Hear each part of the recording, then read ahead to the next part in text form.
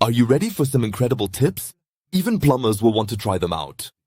For the first tip, you'll need a bolt with a nut, 2 washers, and a piece of garden hose. Start by putting a washer on your bolt, then your piece of hose, another washer, and finish with the nut. Now you can insert everything into the pipe and, using a wrench, tighten the nut until the leak stops. Not bad, right? Ready for the next tip? In the meantime, don't forget to like and subscribe to become the king of DIY.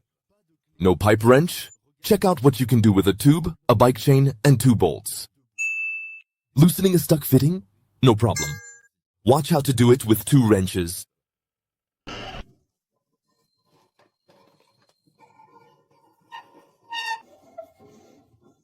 Incredible, right?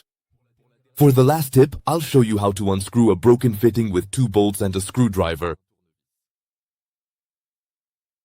Admit it, you've never seen that before. Got another tip? Share it in the comments.